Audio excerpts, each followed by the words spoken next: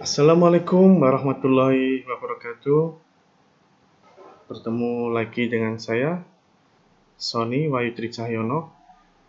Oke, sahabat sehat, saya harap pada hari ini semuanya sehat semua ya. Bebas dari virus, bebas dari apapun yang mengganggu kesehatan kita.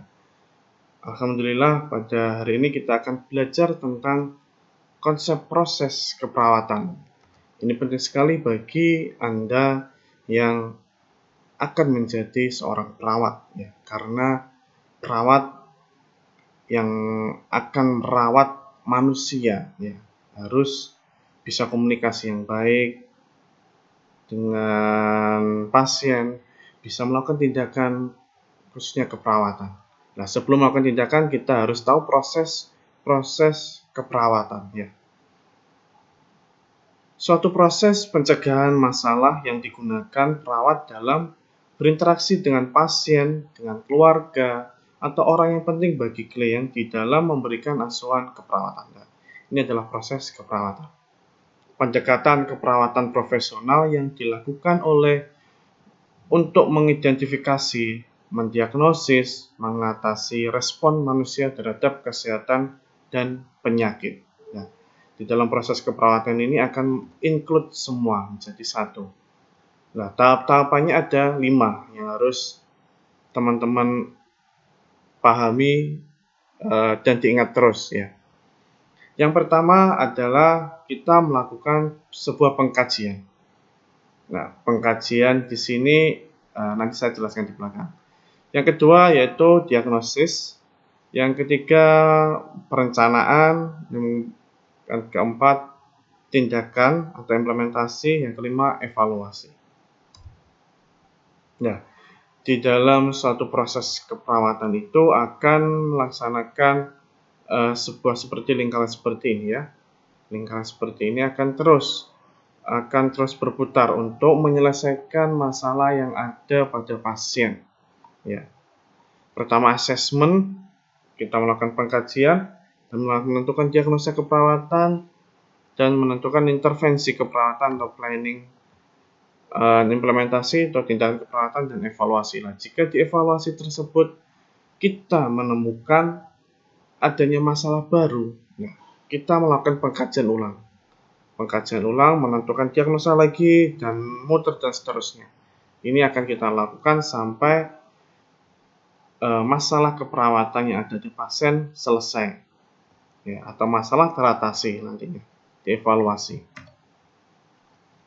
Oke, secara spesifik, proses ini merupakan pendekatan sistematis dan komprehensif yang digunakan oleh perawat untuk mengumpulkan data pasien, memeriksa dan menganalisa data secara seksama, mengidentifikasi respon klien terhadap suatu masalah kesehatan, mendesain hasil yang diharapkan, melakukan tindakan yang diperlukan, mengevaluasi apakah tindakan yang dilakukan efektif mengatasi masalah dan memperoleh hasil suatu dengan harapan yang telah ditentukan oleh perawat. Ya. Proses keperawatan membentuk kerangka kerja yang menopang praktek keperawatan dan mendokumentasi praktek tersebut. Proses keperawatan menggambarkan aplikasi dari metode pemecahan masalah ilmiah dalam praktek keperawatan, dan untuk itu membutuhkan kemampuan berpikir kritis dari perawat. Tiap langkah data proses telah selesai atau lengkap hanya apabila didokumentasikan. Menjadi seorang perawat itu kalau menurut saya sangat sulit. Selain kita melakukan tindakan, yaitu merawat pasien, merawat yang artinya berarti seseorang tersebut datang ke rumah sakit atau ke klinik atau ke puskesmas atau bahkan ke kita, kalau kita buka home care ya, pasti mereka membutuhkan pertolongan kita karena tidak bisa memenuhi kebutuhan dasarnya sendiri. Nah, kita kembali lagi ke pelajaran yang dulu, kebutuhan dasar manusia ya. Kalau menurut teorinya Henderson ada 14 ya. Seperti bernafas ya, BAK, BAB, makan, minum dan seterusnya itu. Kalau pasien datang ke rumah sakit atau ke pelayanan kesehatan lainnya, itu berarti mereka tidak bisa memenuhi kebutuhan dasarnya sendiri. Nah, kita tahunya dari mana? Nah, ini kita harus melalui proses keperawatan ini. Kita harus berpikir kritis, kenapa pasien itu datang ke pelayanan kesehatan? Pasti ada gangguan yang pasti. Terus untuk menggali itu, kita harus melakukan pendekatan, ya. Pendekatan pun bermacam-macam. Jika pasiennya dewasa, pendekatannya sesuai dengan komunikasi dewasa. Kalau anak-anak, lansia, beda lagi. Ya, itu harus kita pelajari tentang komunikasi. Yang dulunya tidak bisa komunikasi maksudnya bukan tidak bisa ngomong ya teman-teman, tapi yang cakap berbicara, bukan berbicara rasani ya, tapi berbicara untuk menggali informasi, untuk melakukan pendekatan. Nah, itu perlu pelatihan ya, perlu kita latih.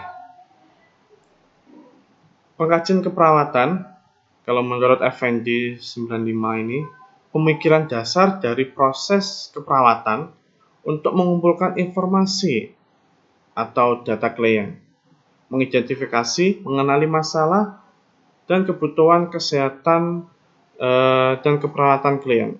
Meskipun tidak hanya secara fisik saja, tapi juga kita harus menggali secara mental, sosial, dan lingkungan.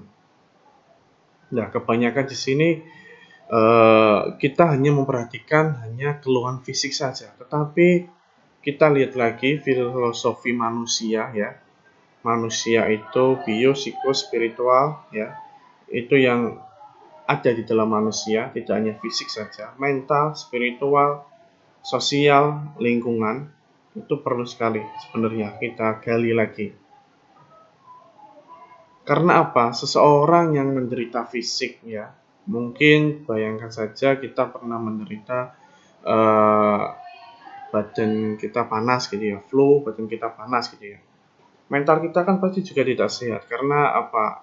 Sudah bad mood gitu ya. Mau keluar, mau telepon atau komunikasi dengan orang lain pasti enggan karena badan kita secara nggak enak, kita mau ngapa-ngapain ya lemas, malas gitu ya. Dan hubungan sosial pun kita kan juga terganggu pas saat kita sakit. Tidak bisa komunikasi ke sosial, hubungan sosial ya. Selanjutnya, kalau menurut MC Farland and MC Farland di 97, ini pengumpulan data objektif dan subjektif dari klien, mencakup klien, keluarga, masyarakat, lingkungan, dan kebudayaan. Di sini kalau menurut Farland, di sini ada data objektif. Data objektif itu data yang dari hasil kita yang mengobservasi atau perawat yang mengobservasi, kita yang melihat atau melakukan pemeriksaan fisik, pemeriksaan penunjang kayak gitu ya. Kalau subjektif, data yang bersumber dari klien, keluarga, atau kerabat dekat yang diungkapkan oleh klien. Kalau menurut Dungus 2000, ini pengumpulan data klien pasien secara sistematis meliputi data fisik, psikologis, sosiokultural, spiritual, kognitif, kemampuan fungsional, perkembangan ekonomi dan gaya hidup. Melalui wawancara, pengumpulan riwayat kesehatan, pemeriksaan fisik, laboratorium dan diagnostik, dan review catatan sebelumnya. Nah, kalau menurut Dungus ini lebih lengkap lagi, ya. Tidak hanya fisik, spiritual, dan seterusnya, ekonomi pun juga digali. Karena apa? Kesehatan pun tidak kita pungkiri ya, dengan masyarakat yang perekonomian rendah, nah pasti kurang memperhatikan kesehatannya. Terus dari hasil wawancara tersebut, pengumpulan riwayat kesehatan dari laboratorium selain pemeriksaan penunjang dan catatan review sebelumnya. Nah, ini sangat penting sekali. Apakah pasien tersebut pernah dirawat di rumah sakit ataupun pernah dirawat di klinik ataupun di puskesmas atau yang lain? Ini perlu ditanyakan. Perawat harus